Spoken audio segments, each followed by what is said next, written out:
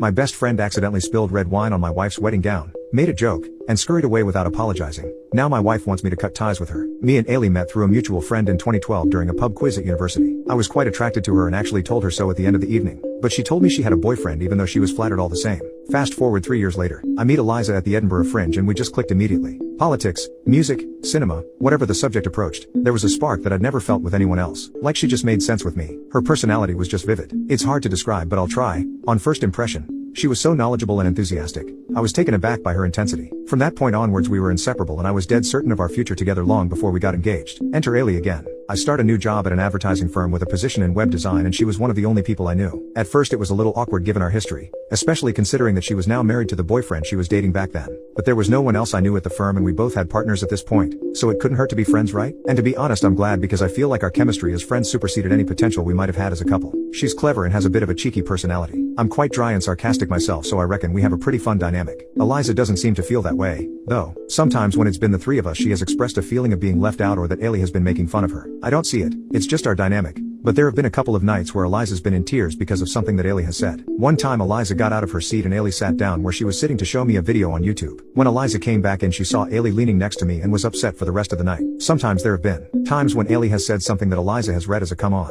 Like when I said I missed swimming because I felt out of shape, Ailey said the two of us should go together with a playful punch. Eliza didn't say anything at the time but her discomfort was visible. Things really came to a head though on our wedding and I think the stress of it really got to Eliza. During the reception Ailey bumped into her and red wine spilled all over her dress. She was bawling the entire evening. We're now on our honeymoon and Eliza has said she hopes for a fresh start but she feels like Ailey might have spilled her wine on purpose. She's suggesting that I cut ties with her and if I'm honest I'm not so sure I want to. Where do I go from here? Update. I've been completely inconsiderate of Eliza's feelings and how she feels about these roastings and you alerted me to the possibility that Ailey is doing this just to be a little poop. I sat down with Eliza and we had an in-depth conversation about the wedding incident. I got her to describe the event step by step in her own words. I was leaving the lobby into the dining venue and Ailey was a little tipsy at this point and already stumbling from the bar. She was initially walking slower but seemed to speed up when she saw me. We collided into each other and she pulled an ashamed face and made a joke about me looking like Rosamund Pike in Gone Girl before scurrying away. She seemed embarrassed in the moment but she didn't apologize to me. I heard from other people that she was appalled about what happened but I never heard anything from her directly. It just paints a picture of habitual microaggressions from her that has festered into this ugly anxiety whenever she's around. I pretty much predict whenever I'm in her vicinity, there will be weird behavior or uncomfortable comments and I don't want to continue being in a situation where my husband brings someone into my home who resents me simply for existing. That was a real gut punch to me. For me I always felt like it was just insecurity about me fancying Ailey for 10 minutes yonks ago but Eliza is really torn up about this. She said that the honeymoon has been miserable because the memory has been swirling around in her mind and she feels like I'm going to downplay or dismiss it. No one should feel like they can't just be themselves, especially not at home. I didn't realize what a shithead I'd been and I apologized profusely to Eliza and decided to phone up Ailey to confront her about the wedding incident. So I did and it didn't go well. Basically I told her that Eliza was really hurt by the wedding dress incident,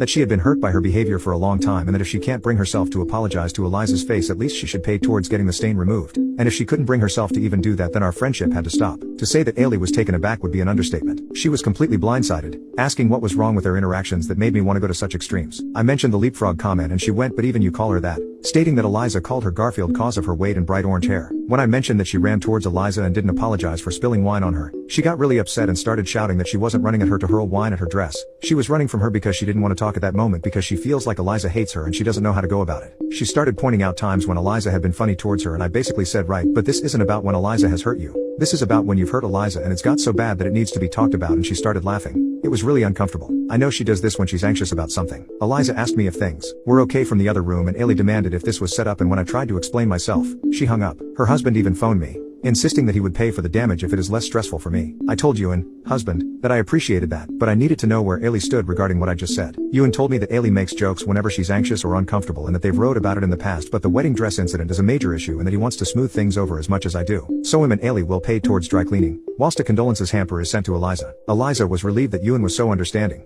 but she wasn't thrilled about Ailey's reaction. Basically said that the Garfield comment was always about her hair and never about her weight and that she was deliberately trying to make it seem like the bad behavior went both ways. I don't think it's went both ways either, cause I've never noticed Eliza roasting Ailey in any real way. Eliza has suggested we try marriage counseling. I was a bit shocked at first because we've only been married a month lol, but I decided maybe that's the way forward because if Eliza reckons that we need counseling for it, then it's clearly a problem. Update 2. So after the rightly deserved bollocking you gave me in the last post, you'll be happy to learn that Ailey and me aren't talking anymore, and it's probably for the best. Eliza and me received the condolences hamper in the post, and it was primarily soaps, not in the sense of fragrant body lotions or luxury packages, or even organic bars, just regular, run-of-the-mill soaps. There were 2 dispensers that were faintly rose-scented, but it was so mild you had to really look for it. There were several white soap bars that didn't smell of anything. Really, it was so confusing. The only items that suggested it was a proper gift basket were a 6-pound bottle of Chardonnay and a box of Rose's chocolates that looked a fair deal more effort than the cleaning equipment at the nearest pub. The weirdest item though? A pair of women's underpants. Not lingerie, not anything lacy or risque, like, just a plain pair of white pants. They were actually kind of grubby, there was a faint orange lining on them. It just didn't make sense to me because if they were meant to be for Eliza,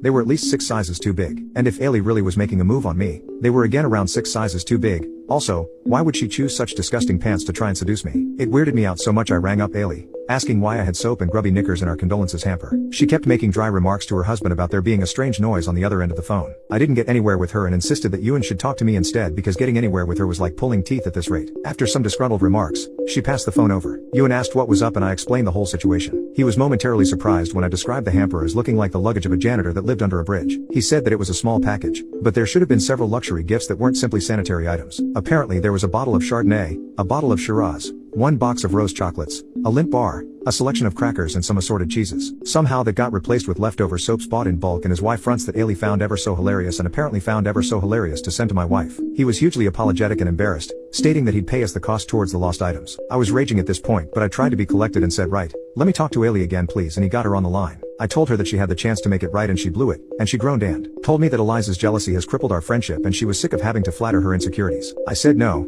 you were Eliza's insecurities, and we rode for a bit. Eventually it ended with me saying that this had been building up for a while and that her attitude had been giving Eliza grief for years. Ailey said none of this would be happening if Eliza knew how to take a joke, and I just told her that a joke isn't ruining her wedding dress and then sending her your husband's stinky wife fronts. She said I sold out my principles for a girl who's threatened by other women. After the phone call, Eliza was not so much hurt as she was confused at first, because she was wondering if there was a mix-up until I explained to her the joke. She seemed pretty much resigned to the idea that Ailey would always be a poop, and I told her the likelihood of that happening was very slim considering she's cut me off for standing up for her. I think the counseling has made us stronger, and in a weird way I'm glad this happened. Because if your friendship falls apart the moment you try to protect your loved ones, then they probably weren't that strong friendships at all. Shame I won't be speaking to Ewan from now on. He's a top lad.